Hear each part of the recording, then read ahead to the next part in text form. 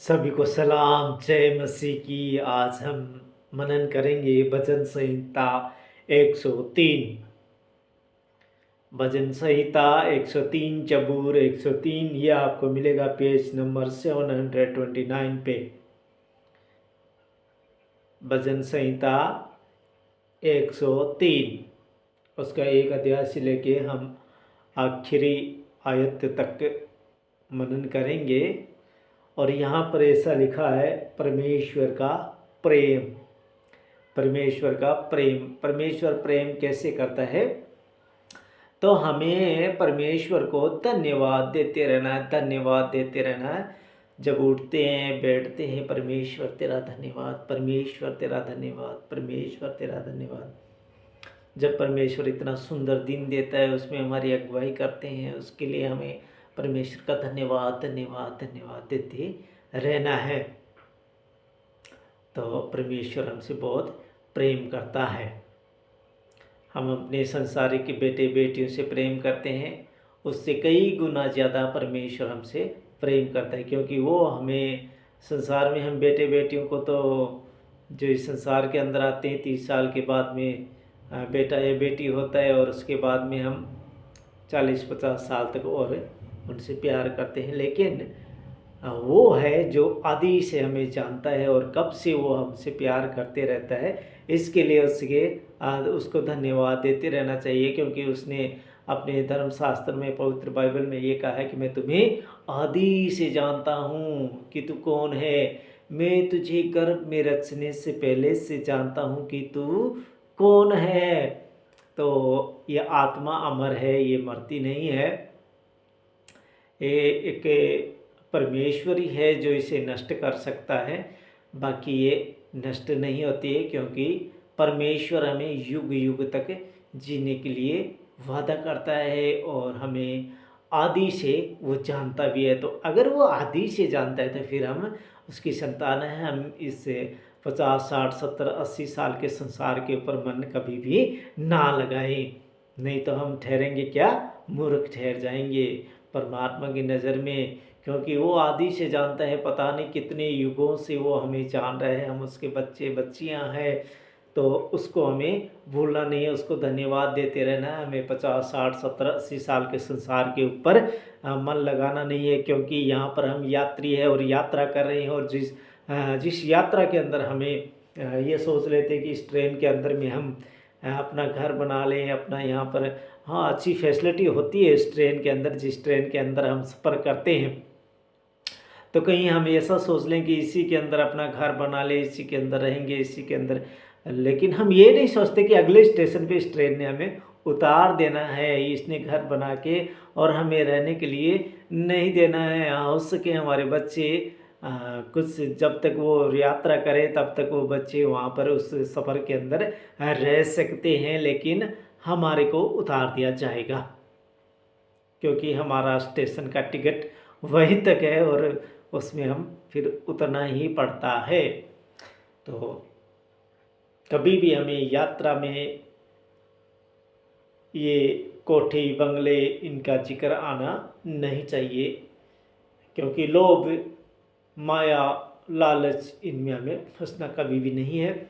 हमें परमेश्वर को धन्यवाद देते रहना है। धन्यवाद प्रभु, तूने ये तंदुरुस्ती बख्शी, तूने सही सलामती बख्शी, आज का दिन दिखाया, आज के दिन के लिए हमने अच्छे खाने के लिए मन्ना दिया और तंदुरुस्ती बख्शी, उसके लिए हम तेरा धन्यवाद तो बनता है। तो इसके लिए हमें उसका धन्यवाद करते रहना चाहिए। तो यहाँ पर है, हे मेरे मन यहोवा को धन्य कहे, और जो कुछ मुझ में है वह उसके पवित्र नाम को धन्य कहे। हे मेरे मन परमेश्वर को धन्य कहे, और जो कुछ मुझ में है उसके पवित्र नाम को धन्य कहे।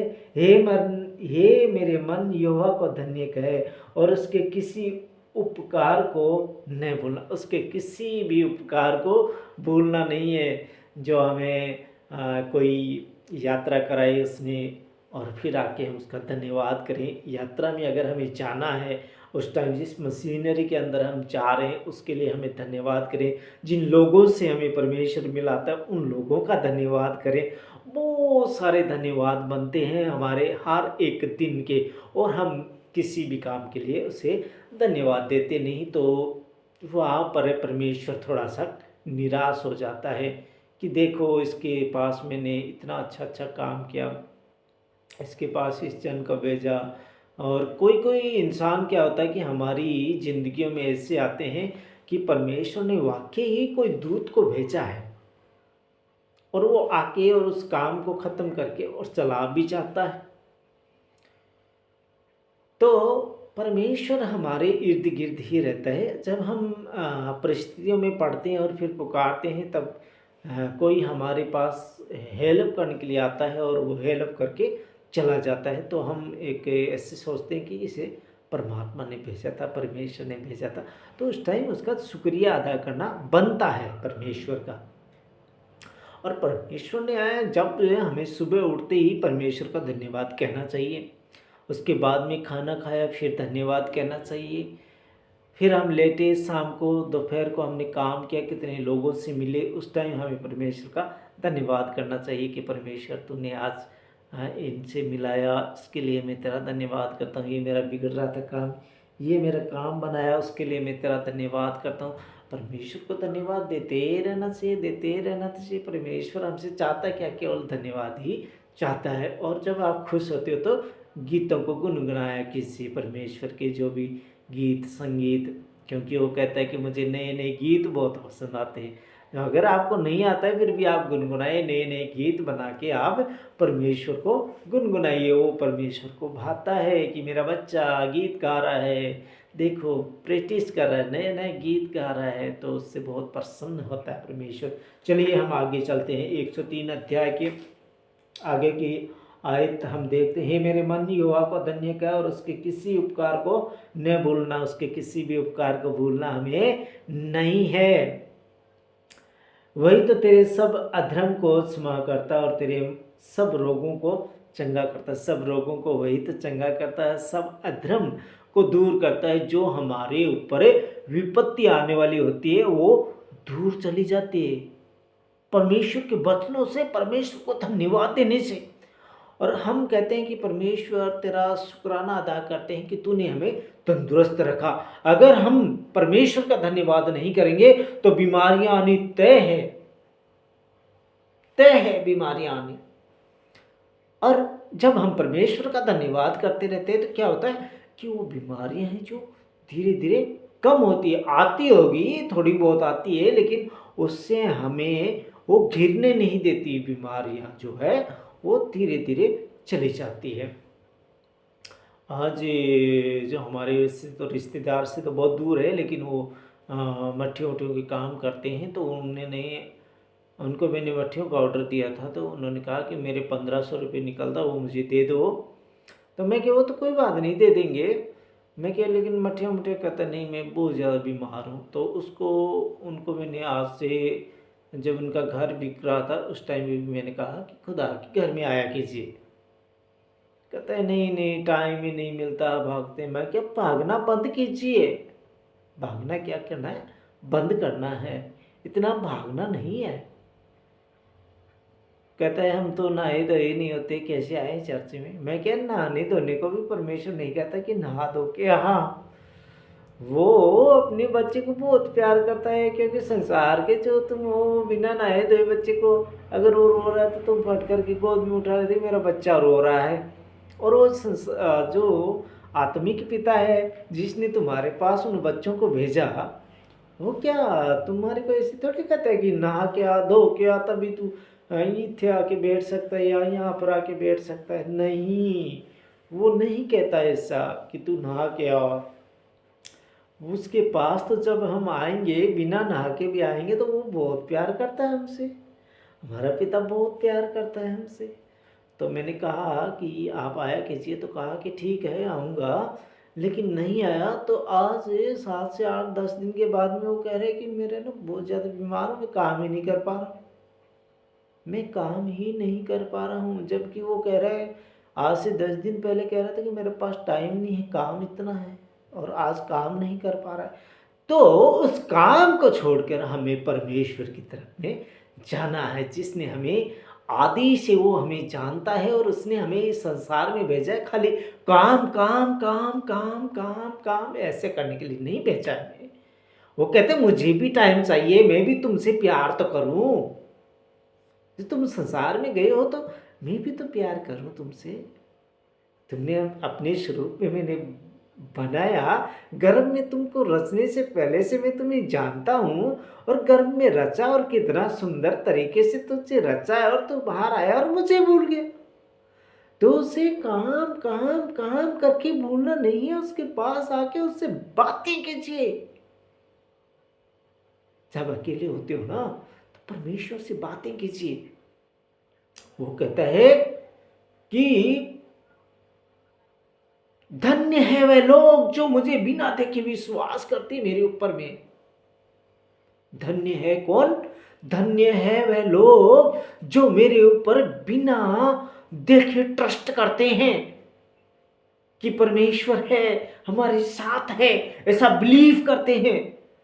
तो हमें बिलीव करना चाहिए परमेश्वर के ऊपर कि परमेश्वर तो मेरे पास बैठा है, मुझे किस चीज़ की कटियाँ हो सकती है, मुझे किस चीज़ की कमियाँ हो सकती है। तो परमेश्वर से आप बातें कीजिए। देखिए तो सही आप परमेश्वर से बातें करके। लेकिन हमारे यार दोस्त क्या करते हैं? गुटखा खाने में, तंबाकू खाने में, सिगरेट बीड़ी पीने में, अपने काम को जल्दी जल्दी निपटाने में ही लगे रहते हैं। याद ही नहीं है उनको खुदा का काम कि परमेश्वर ने हमारे लिए क्या क्या कुछ नहीं किया। परमेश्वर ने हमें यहाँ पर भेजा है। क्या वो अनेक अनेक लोग थोड़े ही, अनेक अनेक देवी देवता थोड़े जो हमें भेजा है? हमें तो एक ने भेजा है, परमेश्वर ने। उसी ने इस आकाश को ताना है और उसी ने इस पृथ्वी को अपनी चौकी बनाई है। तो मेरे भाइयों मेरी बहनों, परमेश्वर से बातें करो। पूछो परमेश्वर हम क्या करें, अब मुझे बताओ, हमें रास्ता दिखाओ। एक दिन नहीं बताएगा, 2 दिन गुस्सा होगा, क्योंकि तुम अभी आए हो। इसलिए ऐसा बिलीव करना है कि हाँ जरूर तो गुस्सा होगा, क्योंकि मैं 30 साल हो गया तुझसे दूर रहा। जरूर तो गुस्सा होगा, मुझे पूरा भरोसा, आप ऐसा बिलीव कीजिए। लेकिन वो इतना दयालु है, इतना दयालु है, आपको गले लगा ले। और आप जो अपनी लाइफ के अंदर में जो आपका परिवर्तन आएगा, उसको आप 1 साल 1.5 साल के बाद में देखोगे और कहोगे कि मैं क्या था और क्या बन गया।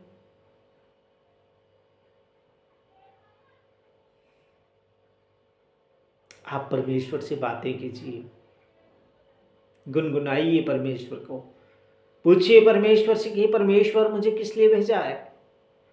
वो आपको अवश्य बताएगा कि मैं तुझे इस काम के लिए भेजा है।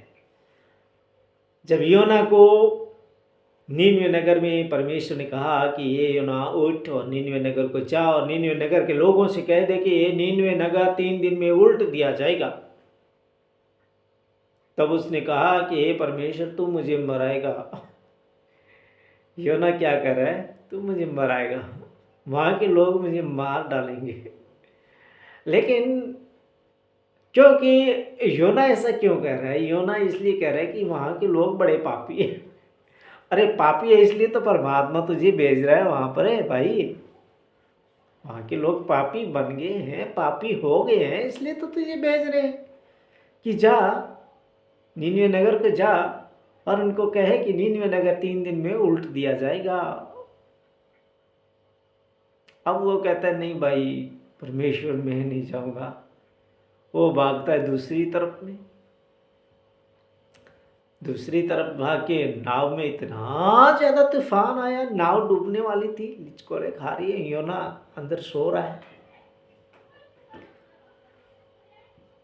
जो नाव में बैठे थे अन्य लोग, उन्होंने कहा भाई तू यहाँ सो रहा है, देख हमारी नाव डूबी जा रही है और तू यहाँ सो रहा है। हमने परमेश्वर को याद कर लिया, हमारे परमात्मा को जिनको हम जानते हैं उनको याद कर लिया, तू भी तो उठ।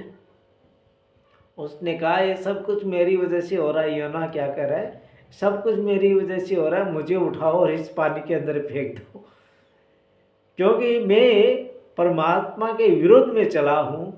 क्योंकि परमात्मा ने कहा कि इस तरफ जाना और मैं कह रहा हूँ मैं इस तरफ जाऊँगा, तो छोड़ने वाला परमात्मा है नहीं। उन्होंने कहा नहीं नहीं, तेरे पाप के भागी हम थोड़े ही बनेंगे। उसने कहा कि अगर तुम मुझे इस पानी के अंदर फेंक दोगे फिर तुम्हारी जान बच जाएगी और ये तूफान है जो शांत हो जाएगा, तुम्हारी नाव डूबेगी नहीं। उन्होंने कहा भाई ले भाई, यही है पापी तो मिल गया हमें। उन्होंने उठाया और योना को फेंक दिया नीचे पानी के अंदर, और वहीं पर मछली का भी इंतज़ाम किया परमेश्वर ने कि भाई मेरा दास आ रहा है, देख तो उसे निगल लेना है। और मछली ने निगल लिया। 3 दिन तक योना उसके पेट में पड़ा रहा। फिर मछली को ये भी आज्ञा मिली कि अब इसे उगल दे ज़मीन के ऊपर। फिर उसे मछली ने उगल भी दिया। जब किनारे पे पड़े पड़े फिर सपना देखता है कि भाग के जाएगा कहाँ। तुझे कहा था ना नीनवे नगर को जा और कहे कि नीनवे नगर 3 दिन में उल्ट दिया जाएगा, क्योंकि ये बात तेरी ही सुननी है, वहाँ पर तुझसे ही बुलवाऊंगा मैं। योना ने कहा कि छोड़ने वाला नहीं है परमेश्वर मुझे। गया नीनवे नगर को, जाके कहने लगा नीनवे नगर 3 दिन में उल्ट दिया जाएगा, नीनवे नगर 3 दिन में उल्ट दिया जाएगा। अब वहां के राजा ने कहा कि भाई ये खुदा का दास कहे क्या रहा है कि नीनवे 3 दिन में उल्ट दिया जाएगा। वो राजा ने कहा, अपनी प्रजा से कहा कि सब राख, जो जली हुई राख होती है, चूल्हे में जली हुई राख को सर पे मलो। सारों से कहा, राजा खुद ने सर पर मली, अपने नगर में अनाउंस कर दिया कि सारे सर पे राख मलो और परमात्मा से दुआ करो कि हे परमेश्वर ऐसा होने मत देना।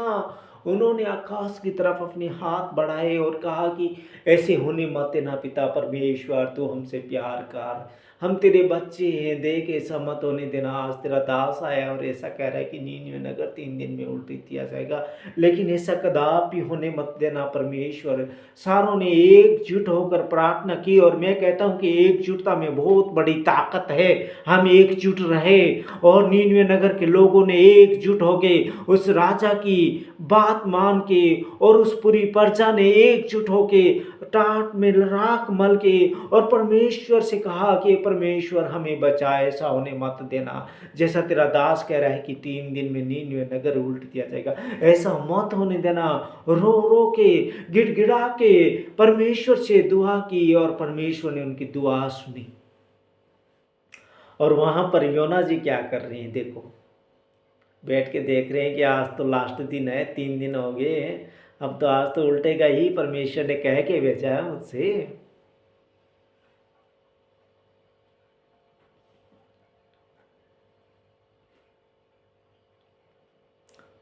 देख रहा है योना क्या कि आज देखता हूँ, आज तो लास्ट दिन है, दूर होके नीनवे नगर से दूर होके।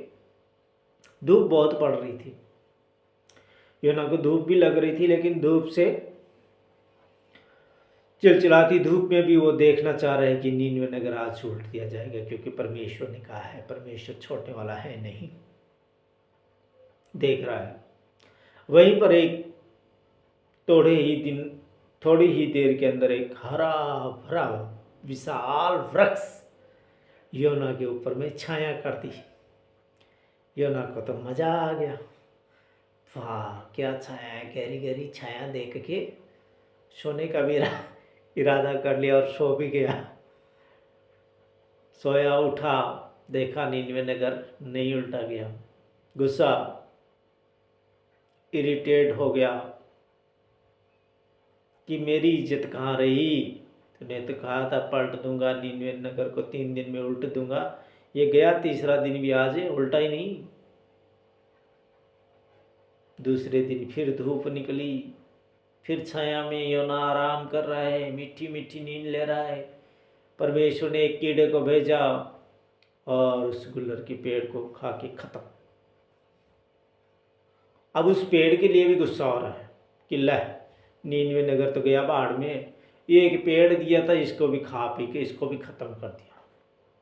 नीनवे नगर को भूल गया, उस पेड़ की चिंता हो गई। उसी टाइम परमेश्वर ने उससे कहा कि योना तू व्यर्थ चिंता क्यों करता है, जिस पेड़ को तूने लगाया नहीं, जिस पेड़ को तूने पानी पिलाया नहीं, अचानक से मैंने उसको उगाया, अचानक से तुझ पे छाया की, अचानक से मैंने उसे नष्ट कर दिया, उसके लिए तू क्यों इरिटेट हो रहा है, तू क्यों गुस्सा हो रहा है। और ये नीनवे नगर जिसको मैंने इतने दिनों से बनाया, उसमें इतने मेरे बच्चे हैं, मेरी बच्चियां हैं, मेरे दास हैं, मेरी दासियां हैं, मेरे कितने पक्षी हैं, मेरे कितने पशु हैं, कैसे पलट दूं योना। इतना दयालु हमारा परमेश्वर एक योना को इतने दृष्टांत में समझाया कि जिस पेड़ को तूने लगाया नहीं, जिस पेड़ को तूने सींचा नहीं, और उस पेड़ को मैंने लगाया, मैंने उसको हाथों हाथ बड़ा किया, मैंने उसे हाथों हाथ नष्ट कर दिया, उसके लिए तू क्यों गुस्सा हो रहा है कि इस पेड़ को भी रही खाई में एक पेड़ दिया था, ये पेड़ भी नष्ट कर दिया। क्या तू ये पेड़ के नीचे छाया में आराम करने के लिए आया था? तेरा काम यहाँ नहीं है योना। तो हमें गुस्सा कभी होना नहीं है, भी परमात्मा को धन्यवाद करना है। और परमात्मा जो, हाँ हो सकता है, मैंने आगे कहा था कि अगर 30 साल में आप आते हैं और 30 साल तक आपने परमेश्वर से दूरी बनाकर रखी, लेकिन जब आते हैं तो आप एक बार पुकारेंगे परमेश्वर नहीं सुनेगा होगा, 2 बार पुकारेंगे नहीं सुनेगा होगा, 3 बार पुकारेंगे नहीं सुनेगा होगा।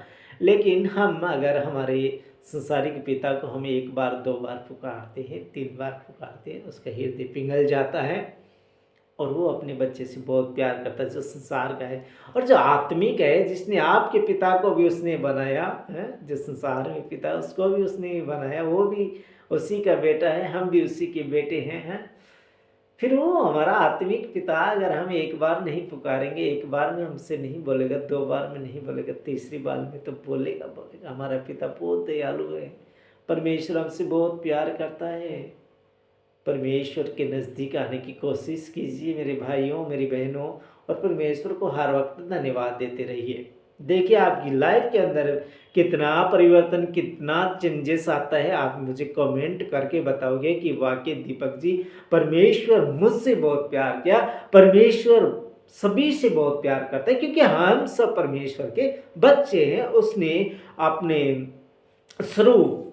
अपने स्वरूप में बनाया इस इंसान को परमेश्वर ने।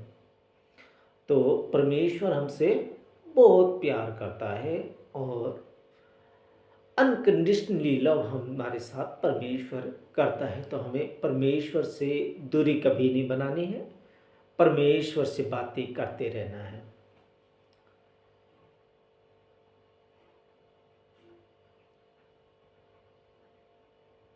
तो खुदावंद हमसे बहुत प्यार करता है। तो उर्दू में इस शब्द को कहा गया, इंसान शब्द को मखलूक। परमेश्वर ने अपने स्वरूप मखलूक को बनाया है और उस मखलूक को वो बहुत प्यार करता है। और किसी भी खुदा के बनाए हुए मखलूक को कभी गाली गलौज नहीं देना है, क्योंकि परमेश्वर का वचन कहता है कि एक ही स्रोत से 2 तरह के पानी नहीं निकल सकते।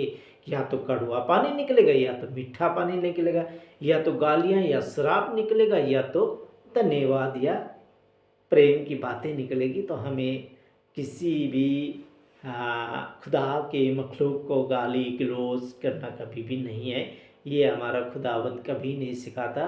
खुदावंद कहते हैं कि सारे मन से, सारे तन से, सारे धन से पहले क्या करना है, परमेश्वर से जिसने तुम्हें बनाया उससे प्रेम करना है। उसके बाद में अपने पड़ोसी को भी अपने समान प्रेम करना है। तो हमें प्रेम करना है सभी से, खुदा के बनाए हुए मखलूकों से हमें क्या करना है, प्रेम करना है, प्यार करना है। कोई गाली गलौज कभी भी किसी को देना नहीं है, अच्छी बातें बोलनी है, क्योंकि खुदावंद कहता है कि तुम्हारा चाल चलन देख के ही अन्य जाति के लोग जब अंतिम के दिन होंगे तो वो भी परमेश्वर की महिमा करेंगे, परमेश्वर की महिमा करेंगे। तो हमारा चाल चलन अच्छा होना चाहिए, हमें खुदावंद को धन्यवाद हर टाइम देते रहना चाहिए। अगर आप धन्यवाद देंगे परमेश्वर को तो आपकी लाइफ के अंदर चेंजेस आएंगे और आप थोड़े ही दिन में आप खुद कहोगे कि वाकई ही परमेश्वर हमसे दूर नहीं, परमेश्वर हमारे साथ है। क्योंकि परमेश्वर कहता है कि धन्य है वे लोग जो बिना देखे विश्वास करते हैं। तो आगे हम चलते हैं परमेश्वर के वचन की ओर। यहाँ पर लिखा है, वही तो तेरे प्राण को नष्ट होने से बचा लेता है और तेरे सिर पर करुणा और दया का मुकुट बांधता है। तेरे सिर पर दया का मुकुट बांधता है। वही तो तेरे प्राण को नष्ट होने से बचा लेता है। प्राण को क्या करता है? नष्ट होने से बचा लेता है। जब वो भाई कह रहा है कि मैं तो 7 से 8 दिन हो गया, मैं तो इतना ज़्यादा बीमार हूँ कि मैं कुछ भी नहीं कर पा रहा हूँ, मुझे इतनी ज़्यादा पेन हो रही है, शायद उसे पथरी है, इतनी ज़्यादा पेन हो रही है, हम लोग कुछ काम नहीं कर पा रहे हैं। और मैंने उनको 10 दिन पहले क्या कहा था कि परमेश्वर के भवन में आइए। तो यहाँ पर कहा है कि वही तो तेरे प्राण को नष्ट होने से बचा लेता है। वही तो तेरे प्राण को नष्ट होने से बचा लेता है और तेरे सिर पर करुणा और दया का मुकुट बांधता है।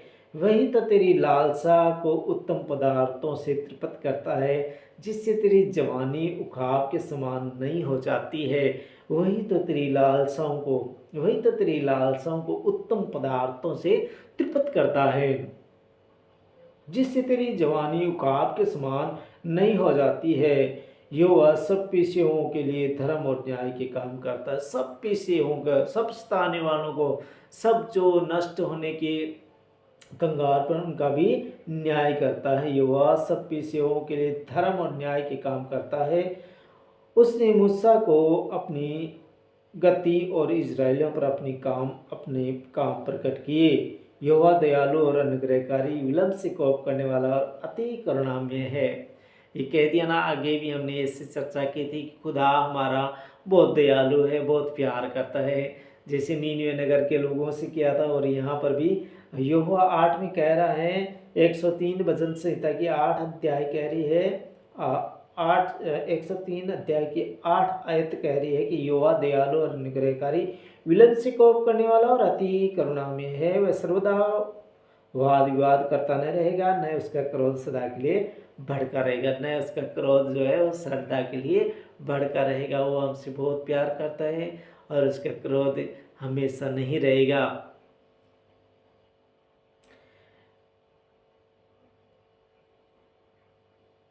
उसने हमारे पापों के अनुसार हमसे व्यवहार नहीं किया और न हमारे अधर्म के कामों के अनुसार हमको बदला दिया। जैसे आकाश पृथ्वी के ऊपर ऊंचा है, वैसे ही उसकी करुणा उसके डरे के ऊपर प्रबल होती है। जैसे आकाश पृथ्वी के ऊपर ताना हुआ है, वैसे उसका भी उसके लोगों के ऊपर ताना हुआ है। आकाश पृथ्वी के ऊपर ऊंचा है, वैसे उसकी करुणा उसके डरे के ऊपर है। उदयाचल अस्त्याचल से जितनी दूर है, उसने हमारे अपराधों को हमसे उतने ही दूर कर दिया है। हमारे अपराधों को भी इतनी दूर कर दिया परमेश्वर ने, सब पापों को क्षमा कर दिया, सारी लालसाएं वो मार देता है और किसी भी बहन के प्रति गंदगी लालसा उत्पन्न नहीं होने देता परमेश्वर। क्योंकि परमेश्वर इस धर्मशास्त्र के अंदर कहता है कि अगर तेरे मन में कोई भी नेगेटिव सवाल आ भी गया ना, तो उसका तो पाप का भागीदार बन चुका हुआ है, पाप तुझे लगेगा और वह दंड तुझे मिलेगा। इसलिए विश्वासी लोग जो होते उनके अंदर ऐसी लालसा नहीं आती है किसी भी सुंदर बहन के प्रति, किसी भी के प्रति ऐसा नेगेटिव विचार नहीं आता। क्योंकि अगर ऐसा विचार आता है तो वह पाप का भागीदार बनता है और उसे दंड भी मिलता है परमेश्वर की तरफ से। जैसे पिता अपने बालकों पर दया करता है, वैसे ही यहोवा अपने डरियों पर दया करता है। जैसे पिता संसारिक पिता अपने बालकों पर दया करता है, वैसे ही यहोवा अपने डरियों पर दया करता है, क्योंकि वह हमारी सृष्टि जानता है, हमारी सृष्टि जानता है, क्योंकि वह हमारी सृष्टि जानता है और उसको स्मरण करता है कि मनुष्य मिट्टी ही है। मनुष्य क्या है? मिट्टी ही है। हम मिट्टी है, कुछ नहीं है। हम ऐसे ही फूलते हैं कि हम कुछ है, कुछ है, कुछ नहीं है। हमारे एक पल का भरोसा नहीं है कि हम क्या है क्या नहीं है। एक पल के अंदर हम यहाँ से चुटकियों में चले जाते हैं और हम उससे कुछ देर पहले तक हम ऐसे कहते हैं कि हम कुछ है और कुछ ही पल, कुछ ही सेकंड में हम मिट्टी में मिल जाते हैं। तो कभी भी ये नहीं करना है कि हम कुछ हैं, हम कुछ नहीं हैं। हम परमेश्वर के जन हैं। हम एक पानी के बुलबुले हैं जो कभी भी फूट सकते हैं। कोई हमारा भरोसा नहीं है। तो हमें कभी भी इस ज़माने के ऊपर में ये घमंड करना नहीं चाहिए कि हम कुछ है, हम कुछ नहीं है। परमेश्वर को धन्यवाद दो, परमेश्वर ही सब कुछ है। मनुष्य की आयु घास के समान होती है, वह मैदान के फूल के समान फूलता है। फूल कितनी देर रहता है? एक दिन रहता है, 2 दिन रहता है, तीसरे दिन वो मुरझा जाता है। वैसे ही मनुष्य है, घास के समान फूलते हैं और फूल के समान हम वह मैदान के फूल के समान फूलता है, जो पवन लगते ही ठहर नहीं सकता। जब हवा लगने से ठहर नहीं सकता। फूल क्या होता है? हवा लगने के बाद में ठहर नहीं सकता है और न वह अपने स्थान में फिर मिलता है, न ही अपने स्थान में फिर मिलता है, क्योंकि वह उसकी शोभा जाती रहती है और वह गंदा सा होके और उस मिट्टी के अंदर से फिर से मिल जाता है। फिर ढूंढने पर भी वो फूल जो निकला था वो नहीं मिलता है, उसकी जगह दूसरे फूल निकलते हैं। तो हमारा आना और जाना लगा रहता है। हम कभी भी ये घमंड ना करें कि हम कुछ इस संसार के अंदर है। परंतु यहोवा की करुणा उसके डरियों पर युग युग और उसका धर्म उनके नाती पोतों पर भी प्रकट होता रहता है। अगर हम अच्छे काम करेंगे तो हमारे नाती पोतों पर भी उसका साया बना रहता है। देखो यहाँ पर लिखा है, परंतु यहोवा की करुणा उसके डरियों पर युग युग और उसका धर्म उनके नाती पोतों पर भी प्रकट होता है। अगर हम अच्छे काम करेंगे तो, नहीं तो नहीं। नाती पोते भी बिगड़ेंगे और बेटे बेटियां भी बिगड़ जाएंगे। तो हमें परमेश्वर का धन्यवाद करते रहना है, परमेश्वर से बातें करते रहना है, क्योंकि परमेश्वर कहता है कि दशांश दो। दशांश केवल रुपये पैसे का दशांश देना नहीं है, टाइम का भी दशांश देना है कि कितना टाइम हम 10%, जो 24 घंटे के 10% हम खुदा को देने हैं। तब खुदावंद हमारी सुनता है और खुदा से बातें करते रहिए और उसका 10% टाइम उसको मिलना चाहिए वो उसे दीजिए। वो आप कभी भी दे सकते हैं। आप धन्यवाद देखिए, जब भी आप धूप में बैठे होते हैं, सर्दी का मौसम होता है, धूप निकलती है, उस टाइम आप धन्यवाद धन्यवाद धन्यवाद प्रभु, धन्यवाद धन्यवाद धन्यवाद धन्यवाद देते रहिए, क्योंकि वो केवल धन्यवाद का प्यास है। और अगर आप जितना धन्यवाद देंगे उतनी प्यास उसकी बुझेगी परमेश्वर की। अर्थात उन पर जो उसकी वाचा का पालन करते और उसके उपदेशों को स्मरण करके उन पर चलते हैं। यहोवा ने तो अपना सिंहासन स्वर्ग में स्थिर किया और उसका राज्य पूरी सृष्टि पर है। उसका राज्य क्या है? पूरी सृष्टि पर है। हे यहोवा के दूतों, तुम जो बड़े वीर हो और उसके वचन के मानने से उसको पूरा करते हो, उसको धन्य कहो, उसको धन्य कहो। परमेश्वर को धन्यवाद करते रहना है, परमेश्वर को धन्य कहो। हे यहोवा की सारी सेनाओं, हे उसके टहलुओं, तुम जो उसकी इच्छा पूरी करते हो, उसको धन्य कहो। हे यहोवा की सारी सृष्टि, उसके राज्य के सब स्थानों में उसको धन्य कहो। हे मेरे मन, तू यहोवा को धन्य कहे। हे मेरे मन, तू यहोवा को धन्य कहे। तो आज हमने भजन संहिता 103 पे मनन किया और यहाँ पर परमेश्वर कहता है धन्यवाद देने के लिए। तो हमें खाली बैठे हुए हमें सुबह शाम परमेश्वर को धन्यवाद देना है।